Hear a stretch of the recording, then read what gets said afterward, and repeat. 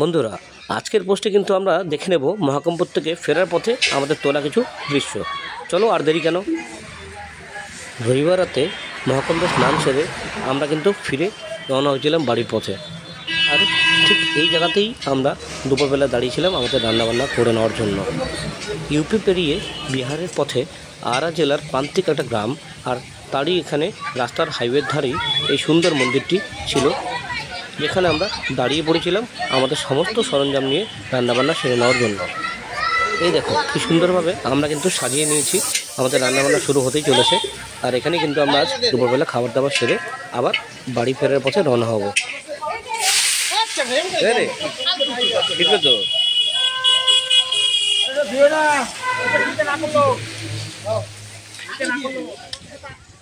হ্যাঁ, যে মন্দিরে আমরা দাঁড়িয়ে আছি, যেখানে রান্নাবান্না কাজ চলছে, ওই মন্দিরটা দেখতে পাচ্ছ তোমরা। আর দেখো এই মন্দিরের পাশে কিন্তু একটা ছোট গ্রাম বিহারেরই। আমরা আরা এখনও পৌঁছইনি, আরার কিছুটা আগেই আমরা দাঁড়িয়েছি। তো সম্ভবত এটা আরা জেলারই একটা অংশ। খুব সুন্দর শান্ত পরিবেশ, গ্রামের একটা স্নিগ্ধতা এখানে রয়েছে, সরলতা একটা রয়েছে। বেশি দূর যাবো না।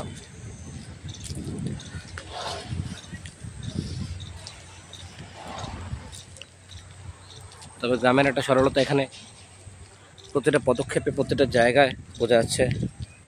এই যে সর্ষের ক্ষেত,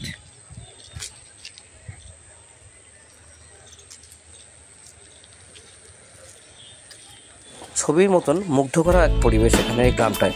চারিদিকে যেন এক অদ্ভুত ধরনের নীরবতা। কি সুন্দর প্রাকৃতিক পরিবেশ, যেখানে এখানে একবার এলে পরে কিন্তু এখান থেকে ফিরে যাওয়ার আর ইচ্ছেই করে না। আমি আমার ড্রোন নিয়ে বেশ কয়েকটি ছোটো ছোটো শট নিয়েছিলাম, কিন্তু ড্রোনটা কিছু একটা ম্যালফাংশন করছিল, যার ফলে খুব ভালো মতন ওড়াতে পারছিলাম না। সে যাই হোক, মোবাইল ক্যামেরা তো ছিলই সাথে, সেটা নিয়েই অনেকগুলো ছবি তোলা হচ্ছে এবং তারই কিছু কিছু ছোটো ছোটো শট আমি এর মধ্যে অ্যাড করেছি। বিয়ে সেরে ফিরে যাচ্ছে গ্রামেরই কয়েকজন গ্রামের দিকে। এক অদ্ভুত পরিবেশের সাক্ষী থাকলাম, একটা গ্রাম্য বিয়ের সাক্ষী থাকলাম এই মন্দিরেই। আর এখানকার যে ক্ষেত, এটা হচ্ছে গমের ক্ষেত। আরা জেলার গম কিন্তু সারা ভারতবর্ষে বিখ্যাত। কি সুন্দর দেখো, দেখলে পরে মনে হবে চোখ জুড়িয়ে যাচ্ছে। আর ওই দূরে যে গ্রাম, দুপুরবেলা একটা শান্ত নিরিবিলি পরিবেশ এবং মাঝে মাঝে পাখির ডাক চারদিক থেকে কানে উঠে আসছে। খুব সুন্দর একটা পরিবেশ, তোমরা দেখো, তোমাদেরও ভালো লাগবে। সবচেয়ে বড় কথা হলো যে এই যে এত দূর জার্নি আমরা গেলাম, আবার আমরা এলাম, প্রায় 4 দিন পেরিয়ে কিছু সময় হবে আরও। আমাদের সাথে কিন্তু বয়স্ক লোক এবং ছোটো ছোটো বাচ্চারাও ছিল। এই যে আমরা মাঝে মাঝেই দাঁড়িয়ে পড়ছিলাম কিছু কিছু দূর চলার পরে, ধরো 100-150 কিলোমিটার চলার পরে বা 200-400 কিলোমিটার চলার পরে, যেখানে আমরা রেস্ট নেওয়ার চেষ্টা করছি যাতে কারোর অসুবিধা না হয়। এই সুন্দর পরিবেশ, যেখানে কিন্তু এই প্রয়াগরাজের পথে, প্রয়াগরাজ থেকে কোচবিহারের যে দূরত্ব, সেটা নিহাত কিন্তু কম নয়, প্রায় 1000 কিলোমিটারের মতো।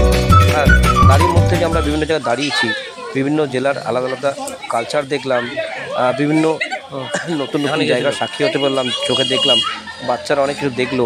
একটা সাথে কিন্তু একটা সুন্দর আদর্শ শিক্ষার বিষয়, যেটা আমরা অনেক কিছু জানতে পারলাম, শিখতে পারলাম। আমরা যারা শহরে থাকি আজকাল, তাদের হাতে কিন্তু এতটা সময় থাকে না যে আমরা বাচ্চাদের নিয়ে কোথাও ঘুরতে যাব বা সময় কাটাবো।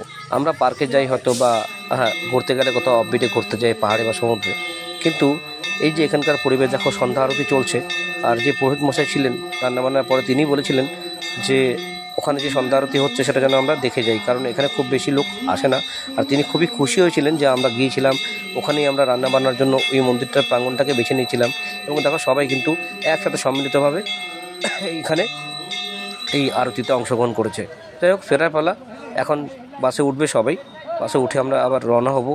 এর পরের ভিডিওটা আমি পরবর্তী অংশে আবার তুলে ধরার চেষ্টা করব। ভিডিওটি ভালো লাগলে অবশ্যই কমেন্ট করবে, আর লাইক এবং সাবস্ক্রাইব করতে কিন্তু ভুলবে না। ধন্যবাদ।